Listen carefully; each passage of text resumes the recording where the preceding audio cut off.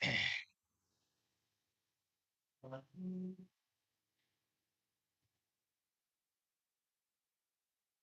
જય જય જય નમોસ્તુ નમોસ્તુ નમોસ્તુ નમો હરિહંતાણમ નમો સિદ્ધાણમ નમો ઐર્યાણમ નમો વચ્છાયાણમ નમો ભવે સર્વસામાન્યમ મંગલમય મંગલકરણ ગીતરાગ વિદ્યાન નમો તે જે પીઠયારિહંતાદ મહા કરીમંગલ કરું છું મહાગ્રંથ કરણ શુભ કામ જેથી મળે સમાજ સર્વ પામે નિજ પદ રામ.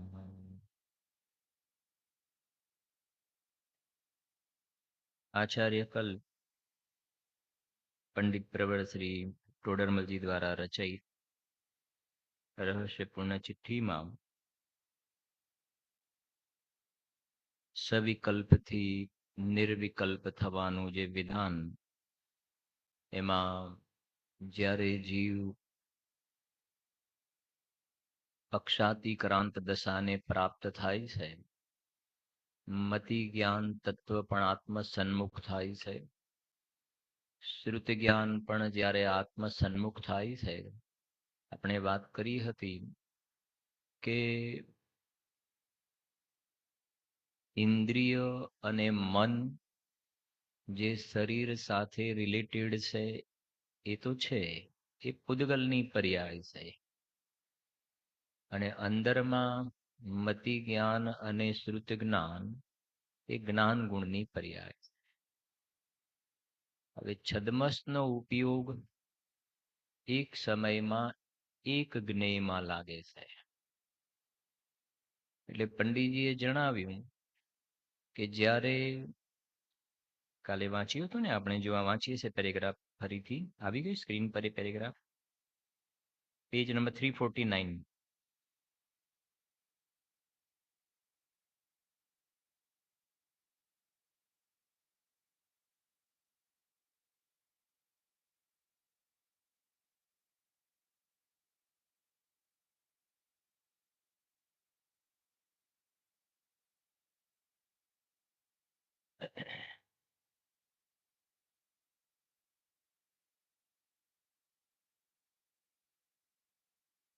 349 પેજ આવી ગયું. વળી જે જ્ઞાન, એક પ્રશ્ન પૂછું છું પછી તમને આમાંથી એક, વળી જે જ્ઞાન 5 ઇન્દ્રિયો અને છઠ્ઠા મન દ્વારા પ્રવર્તતું હતું, તે જ્ઞાન સર્વ બાજુથી સમેટાઈ આ નિર્વિકલ્પ અનુભવમાં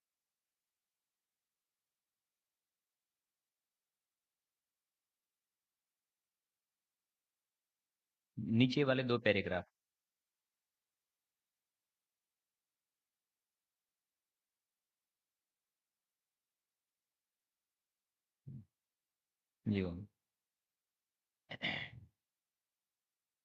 જો તમને કહું એટલે ખ્યાલ આવશે.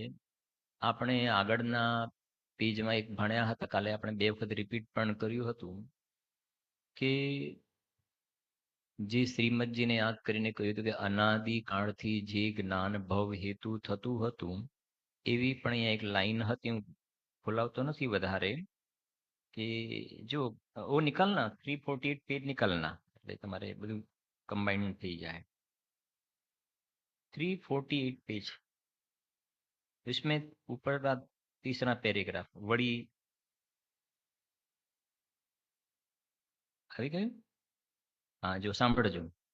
વળી એવા સમ્યક્ત્વી થતાની સાથે, હવે જો સમ્યક્ત્વી થવાની સાથે, અત્યારે આ જે આપણે પહેલા ભણ્યા હતા ને, એ મિથ્યા દ્રષ્ટિ સમ્યક દ્રષ્ટિ થયો ત્યારે એવા સમ્યક્ત્વી થતાની સાથે જે જ્ઞાન પૂર્વે 5 ઇન્દ્રિય તથા છઠ્ઠા મન દ્વારા ક્ષયોપશમરૂપ મિથ્યાત્વ દશામાં કુમતિ કુશ્રુતરૂપ થઈ રહ્યું હતું, તે જ જ્ઞાન હવે મતિ શ્રુતરૂપ સમ્યક જ્ઞાન છે. ખ્યાલ આવ્યો કે જે જ્ઞાન કુમતિ કુશ્રુત રૂપ હતું અજ્ઞાન દશામાં, હવે જ્ઞાન જ્યારે અંદરમાં સમ્યક દર્શન થયું ત્યારે કહે છે કે એ સુમતિ સુશ્રુત રૂપ સમ્યક જ્ઞાન થયું. બરાબર. તેને આપણે કહ્યું ને અનાદિકાળથી જે જ્ઞાન ભવ હેતુ થતું હતું તે એક સમય માત્ર જાત્યાંતર થતા. અહીંયા એ વાત કરી છે કુમતિ કુશ્રુત રૂપ હતું. ખાસ તમારે સમજવાનું, કુમતિ કુશ્રુત રૂપ હતું, મિથ્યા જ્ઞાન હતું એ સમ્યક જ્ઞાન થઈ ગયું. મિથ્યા જ્ઞાન સમ્યક જ્ઞાન. હવે અત્યારે આપણે જે ટોપિક ચાલે છે એ મિથ્યા જ્ઞાનમાંથી સમ્યક જ્ઞાન વાળો ટોપિક નથી.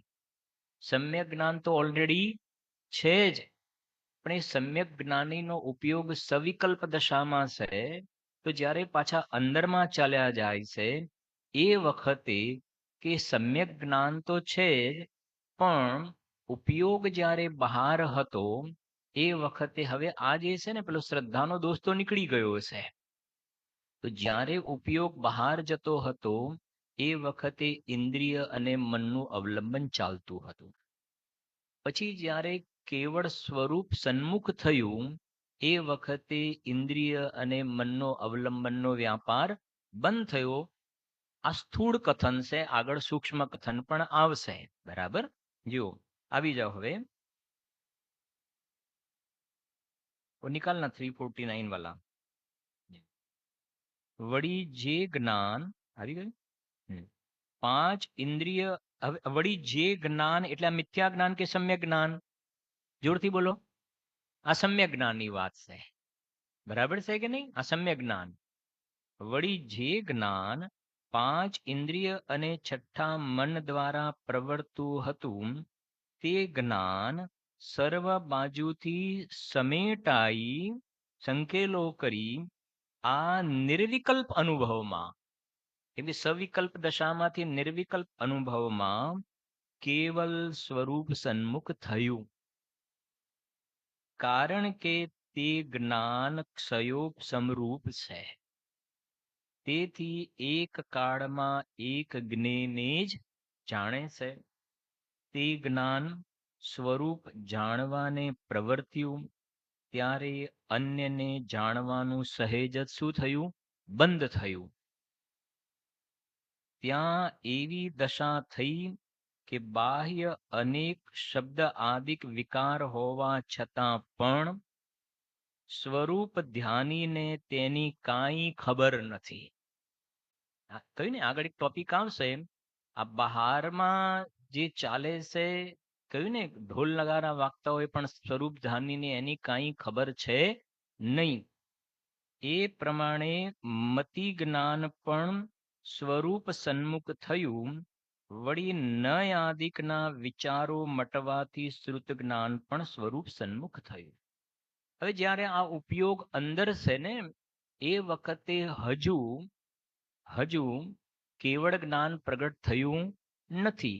તો એ વખતે ઉપયોગ અંદરમાં હોય એ વખતે પણ જે પૃથકત્વ વિતર્ક વિચાર વગેરેના જે સૂક્ષ્મ વિકલ્પો જે ચાલતા હોય છે, જે કેવળ જ્ઞાન ગમ્ય છે, પણ અત્યારે એ વિષય નથી આપણો. એ વિષય પછી હજુ આગળ આપણે એની ડિસ્કશન આવવા વાળું પણ છે. એ પંડિતજી પોતે જ એ વખતે એ ટોપિકને ચર્ચા કરશે પણ ખરા. અત્યારે એક સ્થૂળ કથન ચાલે છે. કથન બે પ્રકારના હોય છે, એક સ્થૂળ કથન અને એક સૂક્ષ્મ કથન. સમજશો એટલે તમને થોડો આઈડિયા પણ આવશે કે મુનિરાજને બ્રહ્મચર્ય મહાવ્રત હોય કે ના હોય? હોય, બ્રહ્મચર્ય મહાવ્રત હોય. પણ આમ તમે કરણાન યોગમાં જોશો તો 9મા ગુણસ્થાન સુધી વેદનો સદભાવ કયો છે. એ સૂક્ષ્મ કથન છે. એટલે ખાસ આ જે કહેવાય ને વિવક્ષા જે છે, તો અહીંયા અત્યારે સ્થૂળ કથન છે કે જ્યારે સ્વરૂપમાં ઉપયોગ છે એ વખતે બહારમાં ક્યાંય શું થઈ રહ્યું છે. જે કહ્યું છે ને વાઘ સિંહ પણ શરીરને ખાતા હોય છતાં ઉપયોગ જ્યારે મુનિરાજનો અંદરમાં છે એમને કાંઈ ખબર પડતી નથી. જુઓ હવે કહે છે આગળ. વળી નયાદિકના વિચારો મટવાથી શ્રુત જ્ઞાન પણ સ્વરૂપ સન્મુખ થયું. એવું વર્ણન સમયસારની ટીકા આત્મખ્યાતિમાં છે. બોલો કઈ જગ્યાએ છે આત્મખ્યાતિમાં? સમયસારમાં આત્મખ્યાતિમાં 144 ગાથાની ટીકામાં તમને મળશે આ વસ્તુ, બરાબર. તથા આત્મ અવલોકન આદિકમાં છે. આત્મ અવલોકનની રચના કોને કરી છે? દીપચંદજી કાસલીવાલ સાહેબે. એટલા માટે જ હવે જો એવું વર્ણન સમયસારની ટીકા આત્મખ્યાતિમાં છે તથા આત્મ અવલોકન આદિમાં છે. એટલા માટે જ નિર્વિકલ્પ અનુભવને કેવું કહ્યું છે? અતિન્દ્રિય કહીએ છીએ, કેમ કે એ વખતે ઇન્દ્રિય અને મનનું અવલંબન આંશિક રૂપમાં ત્યાં તૂટી ગયું છે. નિર્વિકલ્પ અનુભવને અતિન્દ્રિય કહીએ છીએ. કેમ? હવે સાંભળજો. કારણ કે ઇન્દ્રિયોનો ધર્મ તો એ છે કે સ્પર્શ, રસ, ગંધ, વર્ણને જાણે.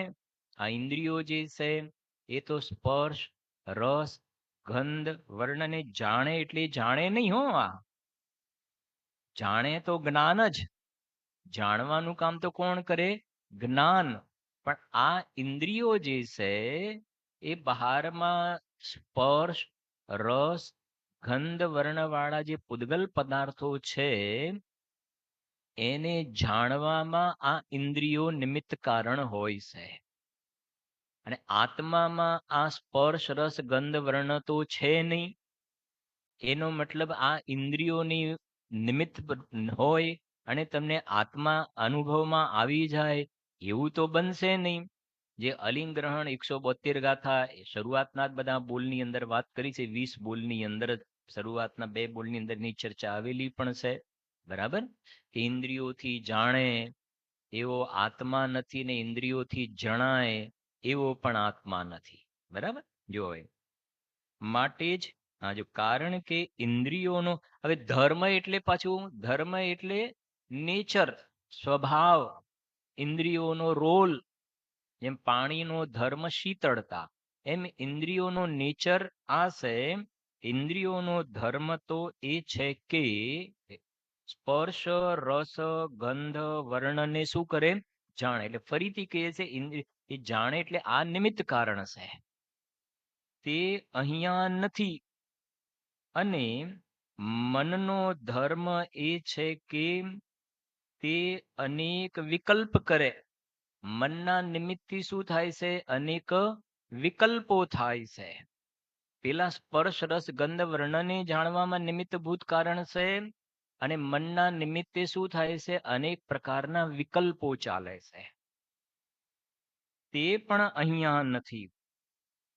તેથી જે જ્ઞાન ઇન્દ્રિયો તથા મનમાં પ્રવર્તતું હતું તે જ જ્ઞાન, જો ને હજુ એ જ શબ્દ આવે પાછા, તે જ જ્ઞાન હવે ક્યાં પ્રવર્તે છે? અનુભવમાં પ્રવર્તે છે. પહેલા ઇન્દ્રિય તથા મનમાં પ્રવર્તતું હતું, એટલે જેને બીજા છે ને ભાવેન્દ્રિય અને ભાવ મન, એનાથી પ્રવર્તતું હતું.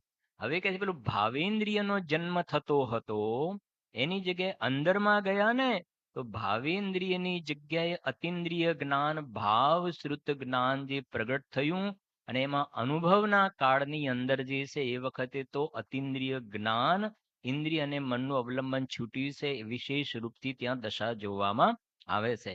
ઉપયોગ જ્યારે બહાર હોય છે એ વખતે પણ ભાવશ્રુત જ્ઞાન, જ્ઞાન ધારા તો ચાલુ જ હોય છે. જે આપણે કાલે ભણ્યા પણ હતા. છેલ્લે તમને આપણે ડિસ્કસ પણ કર્યું હતું કે અજ્ઞાનીનું જ્ઞાન એકાંત પરપ્રકાશક જ્ઞાન છે. જ્ઞાની સ્વના જ્ઞાન પૂર્વક પરનું જ્ઞાન એટલે વ્યવહાર છે. એ ભણ્યા હતા કાલે. જુઓ હવે, તેથી જે જ્ઞાન ઇન્દ્રિયો તથા મનમાં પ્રવર્તતું હતું તે જ જ્ઞાન હવે અનુભવમાં પ્રવર્તે છે. એટલે ફરીથી યાદ કરાવું કે મતિ જ્ઞાન ને શ્રુત જ્ઞાન તો રહ્યા જ, ઇન્દ્રિય અને મન પણ રહ્યા જ. એ તો રહ્યા જ બંને પોતાની જગ્યાએ. પણ ફરક શું પડી ગયો કે આ જે છે આ જ્ઞાનની પર્યાય ઇન્દ્રિય અને મનનું અવલંબન લઈને જે વ્યાપાર કરવાનું ચાલતું હતું એ બાજુથી કનેક્શન તોડ્યું. મતિ જ્ઞાન અને શ્રુત જ્ઞાનની પર્યાય મતિ જ્ઞાન અને શ્રુતિ જ્ઞાનની પર્યાયે ઇન્દ્રિય અને મનનું અવલંબન તોડ્યું. તો એનું અવલંબન તોડ્યું તો અવલંબન કોનું લીધું? કે અંદરમાં અતિન્દ્રિય એવા પોતાના દ્રવ્ય સ્વભાવનો આશ્રય લીધો. તો લીધો તો અંદરમાં અનુભવના કાળની અંદર અતિન્દ્રિય જ્ઞાન પ્રગટ થયું અહીંયા ગાડી. તથાપિ આ જ્ઞાનને અતિન્દ્રિય કહીએ છીએ. પેલું જ્ઞાન ઇન્દ્રિય જ્ઞાન કહેવાતું હતું, આ હવે કેવું કહેવાય છે? અતિન્દ્રિય જ્ઞાન અનુભવના કાળમાં જોવામાં આવે છે. હવે આગળ કહે છે, એટલે આટલું તમે પહેલા આટલું સમજ્યા ને અહીં ગાડી, કે હવે અહીંયા બે વસ્તુ આવી કે ઇન્દ્રિયોનો ધર્મ સ્પર્શ રસ ગંધ વર્ણને જાણે એ નથી, અને મનનો ધર્મ એ છે કે અનેક વિકલ્પો કરે.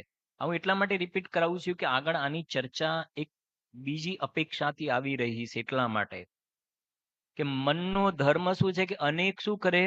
વિકલ્પો કરે.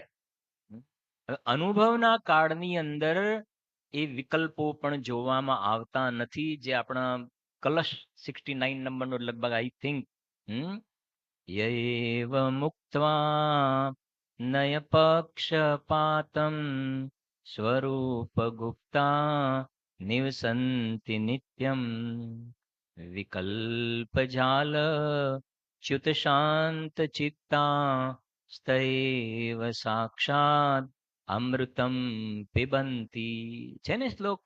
વિકલ્પ ઝાલ. આ નયોનો જે વિકલ્પની ઝાડ હતી એ લખ્યું છે, ખૂબ છે, આખો વિષય છે કર્તા કર્મમાં છેલ્લો, પણ આ એનો થોડોક ભાવ સમજો. એ નયોના વિકલ્પોની જે ઝાડ હતી ત્યાં લખ્યું છે, આ કે ને વિકલ્પ, નયોના વિકલ્પને ઇન્દ્રઝાડ જેવા કહ્યા છે. હવે આપણે કપલ શિબિર આવી રહી છે ને થોડાક દિવસ પછી, કાલે જ વાતચીત થઈ હતી, તો વિષય લેવાનો શું એ નક્કી કર્યું. એક વિષય બહુ સારો છે, નયોની દુનિયા. શું નામ છે વિષયનું?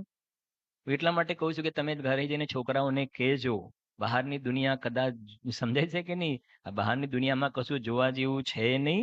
આ નયોની દુનિયાનો થોડોક અભ્યાસ કરશો તો એની અંદર આ નયોની દુનિયામાં એક ગુરુદેવશ્રીનો કોટેશન મૂક્યું છે આપણે સમયસારના આધારે. બહુ સારો વિષય છે.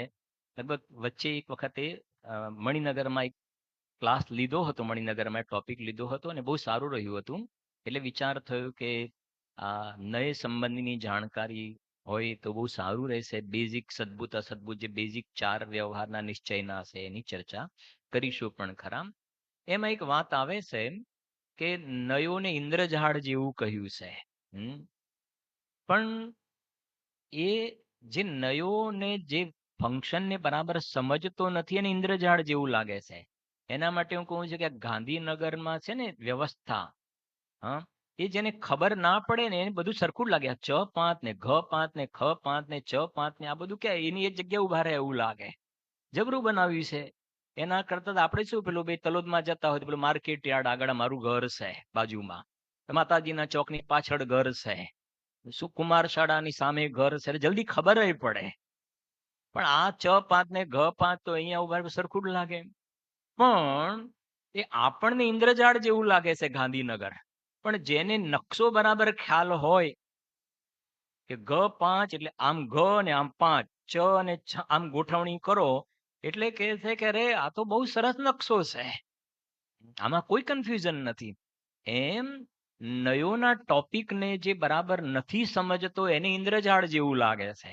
પણ જે નયોના ટોપિકને બરાબર સમજે છે એને તો એમ જ લાગે છે કે આત્માનો અનુભવ કરવા માટે આ નયો દ્વારા સમજીએ છીએ તો જલ્દીથી આપણને ખ્યાલમાં આવી જાય છે. શુદ્ધ નયનો વિષયનું શું સ્વરૂપ છે એ બધી વ્યવસ્થા સરસ ખ્યાલમાં આવી જાય છે. અને ત્યાં એક લાઈન લખી છે કે જ્યારે અનુભવ થાય છે તેમ લખી છે સ્ફુરણ માત્ર જ, જેમ અંધારું હોય ને એકદમ આમ દિવાસળી પ્રગટાવીને તો આમ દિવાસળી પ્રગટીને એ જ વખતે બધું અંધારું ચાલી ગયું. એમ જ્યારે અનુભવનો કાળ આવે છે ને એ વખતે વિકલ્પોની ઝાડ બધી વિલયને પ્રાપ્ત થઈ જાય છે. જે બનારસી દાદી આગળ કોટેશન લખ્યું છે ને, મન પામે વસ્તુ વિચારત ધ્યાવતે, મન પામે વિશ્રામ, રસ સ્વાદત સુખ ઉપજે, અનુભવયા કો નામ. જોઈએ આપણે આગળ હવે જરાક આવો. નેક્સ્ટ પેજ નિકાલના આવી ગઈ 350 પેજ.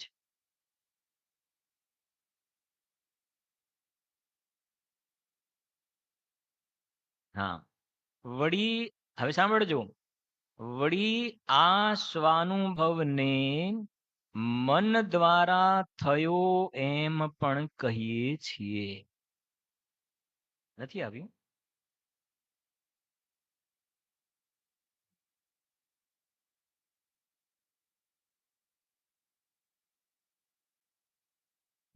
બરાબર. જો વળી આ સ્વાનુભવને મન દ્વારા થયો એમ પણ કહીએ છીએ. હમણાં તો શું કહ્યું? હમણાં શું કહ્યું? અનુભવના કાળમાં મનનું અવલંબન પણ શું થયું? છૂટી ગયું. બરાબર છે કે નહીં? મનના નિમિત્તે અનેક, કેમ કે મનના નિમિત્તે તો અનેક વિકલ્પો થાય છે. હા, ઇન્દ્રિયોનું અવલંબન પણ છૂટી ગયું અને મનનું અવલંબન પણ છૂટી ગયું. હવે વળી આ સ્વાનુભવને મન દ્વારા થયો એમ પણ કહીએ છીએ, કેમ કે આ અનુભવમાં મતિ જ્ઞાન શ્રુત જ્ઞાન જ છે, અન્ય કોઈ જ્ઞાન નથી. બરાબર સમજતા જજો શાંતિથી. પછી આપણે લીટી આગળની વાંચીએ છીએ. થોડુંક ભાવ સમજવાનું. પંડિતજી એક વાત પહેલા સ્પષ્ટ કરી રહ્યા છે કે જે જ્ઞાનની 5 પર્યાય છે, મતિ જ્ઞાન, શ્રુત જ્ઞાન, અવધિ જ્ઞાન, મનઃ પર્યાય જ્ઞાન અને કેવલ જ્ઞાન. કેમ કે આ સમ્યક જ્ઞાનનું ટોપિક ચાલે છે. બરાબર. એમાં જે મનની જ્યારે વાત આવે ને, મનના કનેક્શનની વાત આવે, મનનું જોડાણ, તો એ કહે છે કે તમારે ત્યાં મતિ જ્ઞાન અને શ્રુત જ્ઞાનનો મનની સાથે સંબંધ છે. અવધિ જ્ઞાન અને મનઃપર્યય જ્ઞાન જે છે ને, એને કોઈ મનનું અવલંબ, ભલે મન હોય, પણ અવધિ જ્ઞાન અને મનઃપર્યય જ્ઞાન કોઈ ઇન્દ્રિય અને મનનું અવલંબન અવધિ જ્ઞાનને મનઃપર્યય જ્ઞાનને નથી લેવું પડતું. એક વસ્તુ પહેલી ખ્યાલ આવી. અવધિ જ્ઞાન અને મનઃપર્યય જ્ઞાન, એને સામેવાળા પદાર્થને જાણવા માટે ઇન્દ્રિય અને મનનું અવલંબન લેવું પડતું નથી. એક વાત. બીજું, અવધિ જ્ઞાન અને મનઃપર્યય જ્ઞાનનો વિષય પરદ્રવ્ય રૂપી છે. અવધિ જ્ઞાન અને મનઃપર્યય જ્ઞાનનો વિષય પરદ્રવ્ય છે, આત્મદ્રવ્ય નથી. અહીંયા આપણે ચર્ચા કરી રહ્યા છે, આત્માના અનુભવની ચર્ચા કરી રહ્યા છે. બરાબર. કેવલ જ્ઞાન છે, સકલ પ્રત્યક્ષ કેવલ જ્ઞાન છે, એમાં પણ કોઈ મનની જરૂર નથી. તીર્થંકર પરમાત્મા, અરિહંત પરમાત્માને દ્રવ્ય મન છે, પણ ભાવ મનનો કોઈ પ્રશ્ન છે નહીં. સકલ પ્રત્યક્ષ કેવલ જ્ઞાન છે. એટલે 5 જ્ઞાનમાં મનની સાથે જે જોડાણ હોય, એ કહે છે કે મતિ જ્ઞાન અને શ્રુત જ્ઞાન મન વગર નહીં જોવામાં આવે. બરાબર સમજજો જરા. મતિ જ્ઞાન અને શ્રુત જ્ઞાન હશે ને, તો મનનું ખાલી દ્રવ્ય મન નહીં, રાજેશભાઈ સમજજો. ખાલી દ્રવ્ય મન નહીં, દ્રવ્ય મન સાથે ભાવ મન, એનું કનેક્શન પણ જોવામાં આવશે. 12મા ગુણસ્થાન સુધી મતિ જ્ઞાન ને શ્રુત જ્ઞાન હોય છે. 13મા ગુણસ્થાને કેવલ જ્ઞાન થઈ જાય છે. અવધિ જ્ઞાન મનઃપર્યય જ્ઞાનને બાજુમાં મૂકી દઈએ છીએ આપણે. બરાબર, એની વાત આપણે કરી. પછી જો આગળ 1-2 વખત આવશે પણ ખરી. 12મા ગુણસ્થાન સુધી મનનું અવલંબન જોવામાં આવે છે, ના નથી, આવે છે. પણ એ વાત પણ એટલી સાચી છે કે 4થા ગુણસ્થાનની અંદર જ્યારે આત્માનો અનુભવ થાય છે, એ વખતે આંશિક રૂપમાં મનનું અવલંબન તૂટે પણ છે. ફરીથી 4થા ગુણસ્થાનમાં જ્યારે અનુભવ થાય આત્માનો, એ વખતે પાર્શિયલ રૂપમાં મનનું અવલંબન છૂટી જાય છે. અને જો મનનું અવલંબન છૂટતું ના હોય, તો જે અનુભવ જ્યારે આત્માનો થયો, એ વખતે જે આપણે પ્રત્યક્ષ જ્ઞાન અને પરોક્ષ જ્ઞાનની વ્યાખ્યા કરીએ છીએ એમાં એમ બોલીએ છીએ કે જેમાં ઇન્દ્રિય અને મનનું અવલંબન હોય એ જ્ઞાન કેવું કહેવાય? પરોક્ષ. સમજો જરા, ક્યાં આવે છે બોલો? ઇન્દ્રિય અને મનનું અવલંબન હોય એ જ્ઞાન પરોક્ષ જ્ઞાન ક્યાં આવે છે? છ ડાળામાં. બહુ સરસ, બોલો, લાઈન બોલો જો. મતિ શ્રુત દોય પરોક્ષ અક્ષ મનતે ઉપજાહી. આવી ગઈ ને લાઈન, આખી લાઈન. મતિ શ્રુત દોય બંને કેવા છે? પરોક્ષ. કેમ?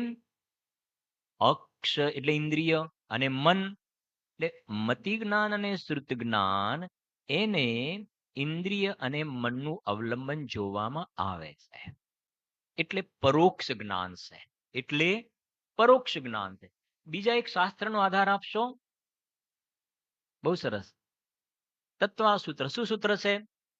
આધ્ય પરોક્ષમ. ગુડ. આધ્ય પરોક્ષમ તદ ઇન્દ્રિય અનિન્દ્રિય નિમિત્તમ. છે કે નહીં?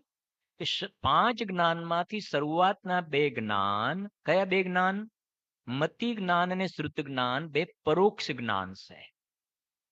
કેમ કે તદિન્દ્રિય અનિન્દ્રિય નિમિત્તમ, કે જેમાં ઇન્દ્રિય અને મન શું હોય છે? નિમિત્તભૂત કારણ હોય છે, એટલે પરોક્ષ જ્ઞાન છે. એટલે 12મા ગુણસ્થાન સુધી પ્રત્યક્ષ કેવલ જ્ઞાન નથી પ્રગટ્યું. એટલે 12મા ગુણસ્થાન સુધી પરોક્ષ જ્ઞાન છે. અને પરોક્ષ જ્ઞાન છે એટલે હજુ 12મામાં ઇન્દ્રિયનો પ્રશ્ન નથી, પણ મનનું અવલંબન હજુ ત્યાં ઊભું છે, આંશિક રૂપમાં ઊભું છે. બરાબર? હવે સરસ વાત તો એ છે, આ લગભગ 2 પેજની હું સમરી સાથે કહી રહ્યો છું. બરાબર? 2-2.5 પેજની. કે પૂજ્ય ગુરુદેવ શ્રીનો સમજો ને એટલો અનંત અનંત ઉપકાર છે કે વારંવાર ગુરુદેવ શ્રી આ વાત સ્પષ્ટ કરી છે કે જો તત્વા સૂત્રમાં જે વાત કરી છે આધ્ય પરોક્ષમ, મતિ જ્ઞાન શ્રુત જ્ઞાનને પરોક્ષ કહ્યું છે, વાત બરાબર છે. છડાળામાં પણ મતિ જ્ઞાન શ્રુત જ્ઞાનને પરોક્ષ કહ્યું છે, વાત બરાબર છે. પણ એ પરને જાણવાની અપેક્ષા એ પરોક્ષ છે. આ ગુરુદેવ શ્રીની આપણને ગિફ્ટ છે. પરને જાણવાની અપેક્ષા એ પરોક્ષ છે. પણ આ ચોથા ગુણસ્થાન વાળો જીવ પણ જ્યારે અંદરમાં આત્માનો અનુભવ થાય છે ને એ વખત એની પાસે છે તો મતિ જ્ઞાન ને શ્રુત જ્ઞાન જ, પણ એ મતિ જ્ઞાન શ્રુત જ્ઞાનમાં એ તાકાત છે કે એમાં આંશિક રૂપમાં મનનું અવલંબન તૂટ્યું છે. ઇન્દ્રિયનું અવલંબન તો છૂટી ગયું છે, પણ મનનું અવલંબન છૂટ્યું છે અને આ બાજુ આત્માનું અવલંબન આવ્યું છે. તો જે વ્યાખ્યા બોલવામાં આવે છે કે જે જ્ઞાનમાં ઇન્દ્રિય અને મનનું અવલંબન હોય એને શું કહેવાય? શું કહેવાય? પરોક્ષ. તો જ્યારે આત્માનો અનુભવ થાય છે એ વખતે આંશિક રૂપમાં ઇન્દ્રિય અને મનનું અવલંબન શું થયું છે? છૂટ્યું છે. એ તૂટ્યું છે ને એટલું પ્રત્યક્ષપણું છે. એટલું પ્રત્યક્ષપણું છે. સમજાય છે કે નહીં? હા, એ પ્રત્યક્ષપણું છે. ચોથા ગુણસ્થાનથી આ પંડિતજી જવાબ આપશે આગળ. અને મને જવાબ આપો જરા. આ જે પ્રત્યક્ષપણું ને પરોક્ષપણું મિક્સ થયું, હવે શું થયું? મિક્સ થયું ને. હવે મને જવાબ આપજો. જેમ જેમ ગુણસ્થાનમાં આગળ વધતા જશે એમ એમ પ્રત્યક્ષપણું ને પરોક્ષપણામાંથી વધતું શું જશે? બોલો. પ્રત્યક્ષપણું વધતું જશે, પરોક્ષપણું કપાતું જશે. સમજાય છે કે નહીં? હા, પરોક્ષપણું કપાતું જશે, પ્રત્યક્ષપણું વધતું જશે. અને વધતા વધતા વધતા 12મામાંથી 13મામાં આવ્યા તો શું થયું? બોલો. પરોક્ષપણું નીલ થઈ ગયું ને, પરોક્ષપણું કમ્પ્લીટ નીકળી ગયું ને પ્રત્યક્ષ પૂરેપૂરું થઈ ગયું. ચોથા ગુણસ્થાનથી નીચે આવીએ અથવા તો અજ્ઞાની મિથ્યા દ્રષ્ટિની વાત કરીએ. મિથ્યા દ્રષ્ટિની વાત, એને એકલું પરોક્ષ જ્ઞાન છે. અજ્ઞાની જીવને, કેમ કે એને આત્માનું અવલંબન તો છે નહીં, એને તો ઇન્દ્રિય અને મનનું અવલંબન લઈને જ વ્યાપાર ચાલે છે. એટલે અજ્ઞાની જીવનું મિથ્યા દ્રષ્ટિનું જે મતિ જ્ઞાન શ્રુત જ્ઞાન છે, એ મતિ જ્ઞાન શ્રુત જ્ઞાન પૂરેપૂરું કેવું છે? પરોક્ષ છે. ચોથાથી 12મા સુધી આંશિક પ્રત્યક્ષ અને આંશિક પરોક્ષ, એ પ્રત્યક્ષ પરોક્ષપણું એ પ્રક્રિયા ચાલે છે. બરાબર. અને કેવલ જ્ઞાન થાય ત્યારે પરોક્ષપણું નીકળી ગયું, પ્રત્યક્ષપણું પ્રગટ થઈ ગયું ત્યાં આગળ. બરાબર. જો આવું ના થતું હોત તો સમયસારનો પહેલા કલશમાં સ્વાનુભૂત્યા ચકાસતે, એ વાંચજો એનો અર્થ. સ્વાનુભૂત્યા ચકાસતે કહીને સ્પષ્ટ કર્યું કે આત્માને જે જીવો સર્વથા પરોક્ષ માને છે એનું ખંડન કર્યું ત્યાં આગળ. લખ્યું કે ના લખ્યું? હવે સમજો આગળ જરાક. કે અનુભવ જ્યારે આત્માનો થયો એ વખતે મનનું અવલંબન તૂટ્યું, એટલું શું છે? એટલું પ્રત્યક્ષપણું છે. હવે જરા હું વાંચું છું, અહીંયા સાંભળજો, આખો પેરેગ્રાફ વાંચી લઉં છું. મતિ શ્રુત જ્ઞાન ઉપરથી જ વાંચું છું. વળી આ સ્વાનુભવને મન દ્વારા થયો એમ પણ કહીએ છીએ, કેમ કે આ અનુભવમાં શું છે? મતિ જ્ઞાન શ્રુત જ્ઞાન જ છે. પછી લખ્યું છે અન્ય કોઈ જ્ઞાન. અન્ય કોઈ એટલે પેલા ત્રણ નથી, કેમ કે પેલા ત્રણ ને વચ્ચે મન આવતું નથી. મતિ જ્ઞાન શ્રુત જ્ઞાન મન વગર જોવામાં આવશે નહીં. હવે સાંભળજો. મતિ જ્ઞાન શ્રુત જ્ઞાન ઇન્દ્રિય તથા મનના અવલંબન વગર હોતા નથી. એનું જોવામાં આવશે ત્યાં આગળ. એટલે થોડું તો થોડું સાધક દશામાં પણ એનું કનેક્શન જોવામાં આવશે. પણ અહીં મનના અવલંબન, પણ અહીં ઇન્દ્રિયોનો તો શું છે? અભાવ છે. કારણ કે ઇન્દ્રિયનો વિષય મૂર્તિક પદાર્થ જ છે. અને આત્મા કેવો છે? આત્મા અમૂર્તિક છે અને ઇન્દ્રિયોનો વિષય મૂર્તિક પદાર્થ છે. વળી અહીં મન જ્ઞાન છે, કારણ મનનો વિષય અમૂર્તિક પદાર્થ પણ છે.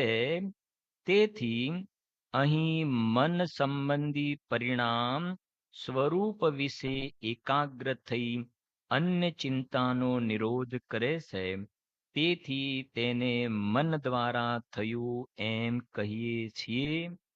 એકાગ્ર ચિંતા નિરોધો ધ્યાનમ, મોક્ષ શાસ્ત્ર અધ્યાય 8 સૂત્ર 27માં એવું ધ્યાનનું પણ લક્ષણ એવી અનુભવ દશામાં સંભવે છે. વળી સમયસાર નાટકના કવિત્વમાં કહ્યું છે કે વસ્તુ વિચારત ધ્યાવતે મન પાવે વિશ્રામ, રસ સ્વાદત સુખ ઉપજે અનુભવ યાકો નામ. એ પ્રમાણે મન વિના જુદા જ પરિણામ સ્વરૂપમાં પ્રવર્તતા નથી. તેથી સ્વાનુભવને મનજનિત પણ કહીએ છીએ.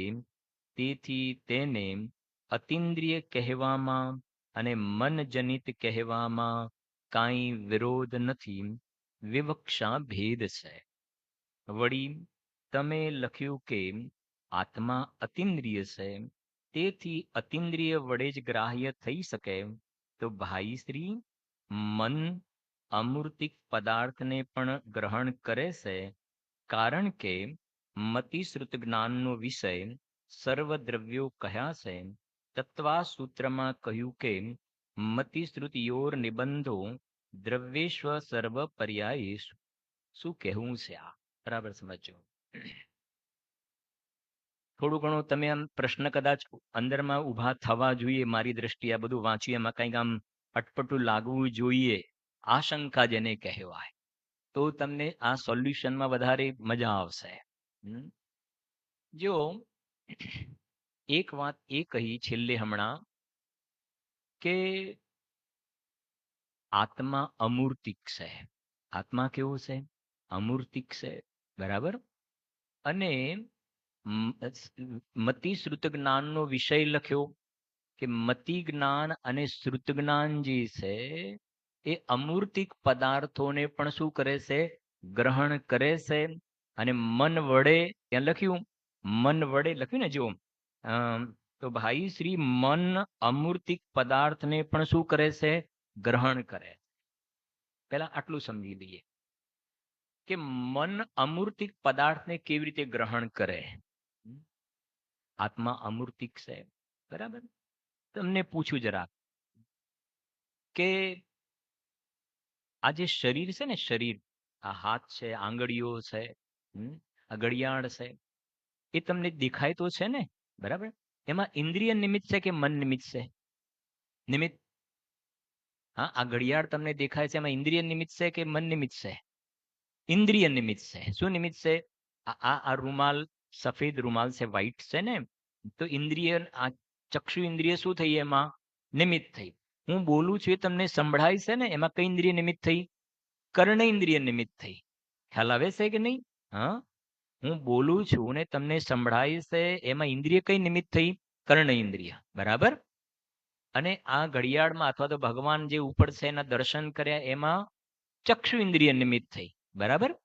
હવે મારો પ્રશ્ન એ છે કે આત્મા અરૂપી છે, આ આકાશ દ્રવ્ય અરૂપી છે, એ તમને ખ્યાલમાં આવે છે ખરું કે નથી આવતું? જો એટલે થોડુંક જરા આપણે મહેનત કરીશું, પણ સરળ થઈ જશે. જેવી રીતે આ તમને રૂમાલ દેખાય છે, એવી રીતે આકાશ દેખાય છે? ના, નથી દેખાતું, બરાબર છે કે નહીં? કેમ કે આકાશમાં સ્પર્શ રસગંધ વર્ણ તો છે નહીં, એ તો અરૂપી છે. જો રૂપી પદાર્થ હોય તો ઇન્દ્રિયના નિમિત્ત વડે જાણવાનું કામ થાય, બરાબર. પણ જે અરૂપી પદાર્થો છે, અમૂર્તિક પદાર્થો છે, તો એને જાણવા માટે નિમિત્ત કોણ છે? જાણવાનું કામ તો જ્ઞાન જ કરશે, મતિ જ્ઞાન, શ્રુત જ્ઞાન. જાણવાનું કામ જ્ઞાન કરશે, પણ એના માટે તમારે નિમિત્તમાં શું આવશે?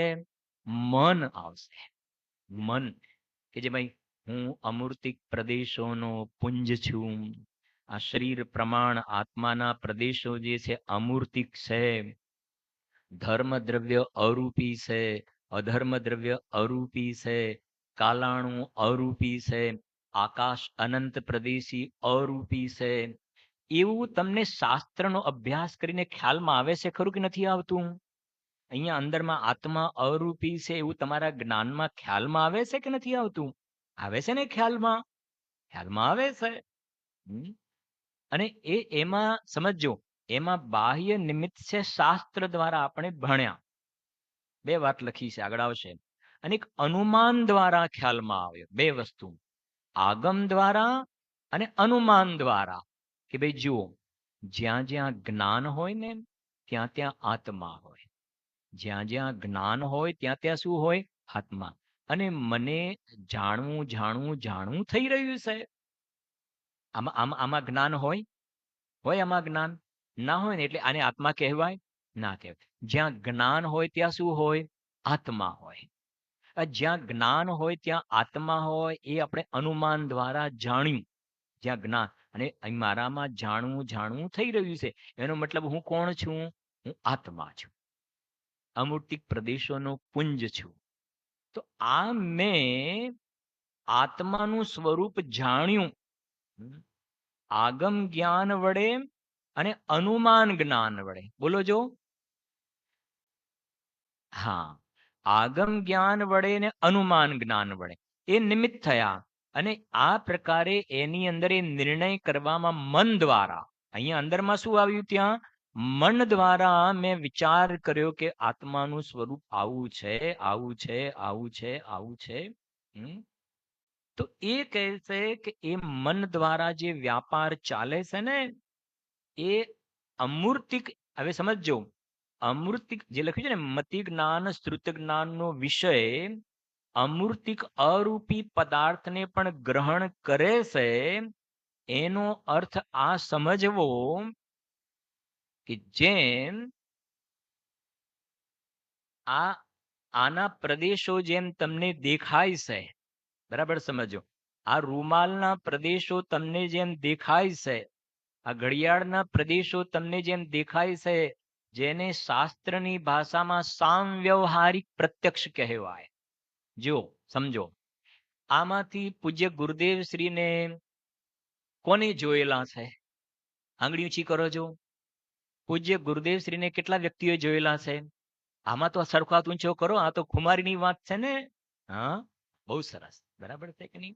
હવે તમે જે જોયા છે ને, આગળ રિપીટ પણ કરીશું આ, એને નજરો નજર જોયા છે કે નથી જોયા? નજરો નજર જોયા છે અમે. બિલકુલ નહીં, બિલકુલ. તમે શું કહો છો? નરી આંખે અમે જોયા છે. બરાબર છે કે નહીં? તો એને શાસ્ત્રની ભાષામાં, હવે તમારી પાસે મતિ જ્ઞાન, શ્રુત જ્ઞાન છે કે કેવલ જ્ઞાન? કયું જ્ઞાન છે? મતિ જ્ઞાન, શ્રુત જ્ઞાન. અને એ ગુરુદેવ શ્રીને તમે જોયા, એ મતિ જ્ઞાન, શ્રુત જ્ઞાન વડે જોયા, અને એ જોયા નરી આંખે જોયા, એ સામ વ્યવહારિક પ્રત્યક્ષ કહેવાય. કયું પ્રત્યક્ષ કહેવાય? સામ વ્યવહારિક. જ્ઞાન કયું છે આપણી પાસે? મતિશ્રુત. અને નામ બોલ્યા પ્રત્યક્ષ જોયા. જ્ઞાન મતિશ્રુત છે, પણ શું બોલ્યા અમે? પ્રત્યક્ષ ગુરુદેવ શ્રીને જોયા છે. એ સામ વ્યવહારિક પ્રત્યક્ષ. બરાબર. હવે અહીંયા આત્માની વાત કરીએ. આત્માનો જ્યારે અનુભવ થાય, અનુભવ થાય, તો અનુભવ જ્યારે થાય ને, એટલે પેલા મનના વિકલ્પો વડે, નયોના વિકલ્પ વડે આત્માના સ્વરૂપનો નિર્ણય કર્યો કે મનનો રોલ બરાબર ચાલુ છે. બરાબર છે કે નહીં? અને પછી જ્યારે મન પામે વિશ્રામ, તો જેટલું મનનું અવલંબન તૂટ્યું, અને પછી આત્માનો જ્યાં અનુભવ થયો, તો અનુભવ જ્યારે થયો એ વખતે એ સામવ્યવહારિક પ્રત્યક્ષની જેમ આત્માના પ્રદેશો દેખાતા હશે. આત્મા એવો જેમ ગુરુદેવ શ્રીને અમે જોયા, એવી રીતે અનુભવમાં આત્મા સામવ્યવહારિક પ્રત્યક્ષ થાય? ન થાય, ના થાય. સમજાય છે? એક વાત, સામવ્યવહારિક પ્રત્યક્ષ ના થાય. અચ્છા, કેવલ જ્ઞાનની અંદર જેમ પ્રદેશ પ્રત્યક્ષ બિલકુલ બરાબર દેખાય, એવું થાય અત્યારે? એવું પણ નથી થતું, કેમ કે કેવલ જ્ઞાનનો વિષય અલગ છે. તો પછી ત્રણ પ્રત્યક્ષ કહીએ છીએ આપણે, ત્રણ પ્રત્યક્ષ. પછી આને પણ લઈએ છીએ. એક છે કેવલ જ્ઞાનમાં પારમાર્થિક પ્રત્યક્ષ કહ્યું. કેવલ જ્ઞાનમાં પારમાર્થિક પ્રત્યક્ષ. પછી ઇન્દ્રિયો દ્વારા જે પ્રત્યક્ષ મેં જોયું, એને કયું પ્રત્યક્ષ કહ્યું? સામવ્યવહારિક પ્રત્યક્ષ. અને ત્રીજું છે સ્વાનુભવ પ્રત્યક્ષ. કયું? ફરી ત્રણ પ્રત્યક્ષના નામ બોલો. પહેલું પારમાર્થિક પ્રત્યક્ષ, પછી સામવ્યવહારિક પ્રત્યક્ષ, અનુભવ પ્રત્યક્ષ. અચ્છા, પારમાર્થિક પ્રત્યક્ષ તો કોને હોય? કેવલી ભગવાન. અવધિ મન પર એને બાજુમાં રાખજો હમણાં. પારમાર્થિક પ્રત્યક્ષ છે તો કેવલી ભગવાનને. એટલે આપણને કેવલ જ્ઞાન તો છે નહીં. આજે સાધક સમ્યક દ્રષ્ટિ છે, એને કેવલ જ્ઞાન તો છે નહીં. એ પારમાર્થિક પ્રત્યક્ષ ના હોય. એની પાસે કયું જ્ઞાન છે? મતિ જ્ઞાન ને શ્રુત જ્ઞાન. બરાબર. તો સામવ્યવહારિક પ્રત્યક્ષ કયા જ્ઞાનમાં થાય? મતિ જ્ઞાન શ્રુત જ્ઞાનમાં સામવ્યવહારિક પ્રત્યક્ષ થાય. બરાબર છે? એટલે સુધી મતિ જ્ઞાન શ્રુત જ્ઞાનમાં સામવ્યવહારિક પ્રત્યક્ષ. તો જ્યારે આત્માનો અનુભવ થાય, ત્યારે મતિ જ્ઞાન શ્રુત જ્ઞાનમાં આત્મા સામવ્યવહારિક પ્રત્યક્ષ થાય? સામવ્યવહારિક પ્રત્યક્ષ થાય? ના. બહુ સરસ. સામવ્યવહારિક પ્રત્યક્ષ ના થાય. જેવી રીતે જેમ કહ્યું ને, ગુરુદેવ શ્રીને જેમ આમ જોયા, એવી રીતે એ આત્મા એવો નહીં દેખાય. સામવ્યવહારિક પ્રત્યક્ષ નહીં. અચ્છા, તો પ્રત્યક્ષ થાય ખરો કે ના થાય? તો કયું પ્રત્યક્ષ? સ્વાનુભવ પ્રત્યક્ષ. સ્વાનુભવ પ્રત્યક્ષ. સ્વાનુભવ પ્રત્યક્ષ એટલે શું? કે અંદરમાં ગયા અને જે આત્માના આનંદનો સ્વાદ આવ્યો, જે ફિલિંગ થયું, રસાસ્વાદ આવ્યો. જ્યાં દેવેન્દ્રભાઈ ગાથા લઈ રહ્યા છે ને, આમાં સદા પ્રીતિવંત બન, આમાં સદા સંતુષ્ટ ને, આનાથી બનતું તૃપ્ત તુજને સુખ હો. તો અંદરમાં ગયા ને જે અતિન્દ્રિય આનંદનો જે સ્વાદ આવ્યો, સમયસાની પાંચમી ગાથા, આગમનું સેવન, એ ચોથા નંબરનો બોલ, સ્વ સંવેદનથી શું કરજો? પ્રમાણ કરજો. છે ને 4 બોલ. પહેલો કયો? બીજો, ત્રીજો અને ચોથું સ્વાનુભવથી પ્રમાણ કરજો. અને સમયસારમાં શરૂઆતમાં જ ગુરુદેવ શ્રીના હસ્તાક્ષર ટાઈપ કરીને મૂકેલા છે ત્યાં, કે આ અનુભવ પ્રધાન શાસ્ત્ર છે. અનુભવ પ્રધાન. જો આત્માનો અનુભવ ચોથામાં ના થતો હોત, અનુભવ પ્રત્યક્ષ ના થતો હોત ને, અને પછી સીધું ત્યાં જ થતું હોત 13માં, તો એવું નથી, ચોથામાં થાય છે. અને એ જે રસાસ્વાદ આવ્યો, હવે સમજજો, એ આત્માના આનંદનો રસાસ્વાદ આવ્યો ને, એ વખતે ઇન્દ્રિય અને મનનું અવલંબન લઈને રસાસ્વાદને જાણે છે. ઇન્દ્રિય ને મનનું અવલંબન લઈને ના. હા, જ્ઞાન કયું છે? મતિશ્રુદ્ધ જ્ઞાન. પણ એ જે રસાસ્વાદ આવે છે એ રસાસ્વાદને પોતે ભોગવે છે એ વખતે એ ઇન્દ્રિય અને મનનું અવલંબન એટલું શું થયું છે? તૂટ્યું છે. એ ઇન્દ્રિય અને મનનું અવલંબન તૂટ્યું છે એટલું શું છે ત્યાં? એટલું પ્રત્યક્ષપણું છે. એ પ્રત્યક્ષપણું છે. વાત સમજાય છે કે નહીં? પ્રત્યક્ષપણું. અને સમજો, એ અનુભવ જે વખતે અનુભવના કાળમાં, બીજો પ્રશ્ન તમારી સામે, અનુભવના કાળમાં આત્માના આનંદનો જે સ્વાદ જે છે, સ્વાદની અપેક્ષા તો પ્રત્યક્ષ છે, પણ જ્યારે અંદરમાં ડૂબકી લગાવેલી હોય એ વખતે આત્માનો આકાર દેખાય તો ખરો કે નહીં? આત્માનો આકાર દેખાય કે ના દેખાય? ના દેખાય. સમજાય છે કે નહીં? ના દેખાય. એટલે પરોક્ષપણું છે. એટલું પરોક્ષપણું છે. પણ હવે કહે છે, એ હવે સમજો, કેમ કે હવે એ ઇન્દ્રિય અને મન, ઇન્દ્રિય અને મનના નિમિત્તે જે જાણવું થાય છે એ પરોક્ષપણું. કેમ? કેમ કે આત્મા જે છે એનો આકાર ઇન્દ્રિય અને મનનું, ઇન્દ્રિયની વાત તો છોડો, મનનું અવલંબન લેવામાં આવે, મનનું અવલંબન લેવામાં આવે તો આત્માનો આકાર નથી દેખાતો. સમજો, મનનું અવલંબન લેવામાં આવે તો આત્માનો આકારે નથી દેખાતો, અને મનનું જ્યાં સુધી અવલંબન હોય ત્યાં સુધી આત્માનો અનુભવનો સ્વાદ નથી આવતો. જેટલું મનનું અવલંબન તૂટે છે એટલો આત્માના આનંદનો શું આવે છે? સ્વાદ આવે છે. હવે અહીંયા જે વાત કરી છે ને, મન જનિત પણ કહીએ છીએ, મન જનિત પણ કહીએ છીએ, એ શું કહેવું છે કે અનુભવ થયા પહેલા મનના વિકલ્પો શું થતા હતા? ચાલતા હતા. જેમ કે સવિકલ્પથી નિર્વિકલ્પ થવાનું વિધાન. તો મન જનિત કહીએ છીએ એટલે અનુભવના કાળ પહેલા એ મનમાં એ જાતિના વિકલ્પો ચાલતા હતા, અને અનુભવ થયો ત્યારે મન પામે વિશ્રામ. એટલે એમ કહેવામાં આવે કે મન જનિત એમ પણ કહેવામાં આવે. એમાં કોઈ જાતિનો વાંધો નથી. પંડિતજીએ લખ્યું ને ગાડી, વિરોધ નથી, વિવક્ષાનો ભેદ છે. વિરોધ નથી.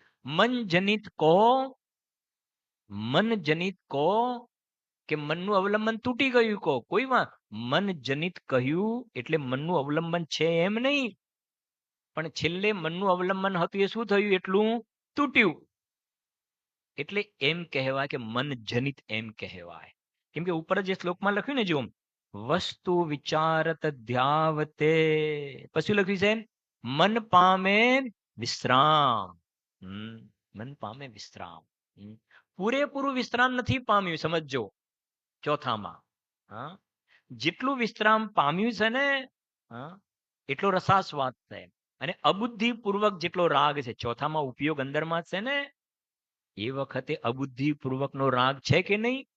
આ બુદ્ધિ ત્રણ ચોકડી કષાયનો અભાવ, એક સદભાવ છે, ત્રણ ચોકડી કષાયનો અભાવ, એટલો રાગ પણ છે ત્યાં આગાડી. અને એટલો રાગ છે તો એટલું મનનું અવલંબન પણ છે. ફરીથી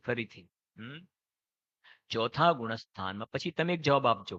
ચોથા ગુણસ્થાનમાં જેટલું આત્માનું અવલંબન છે ને એટલું મનનું અવલંબન શું છે? એટલું તૂટ્યું છે. એટલું આનંદનો ભોગવટો છે.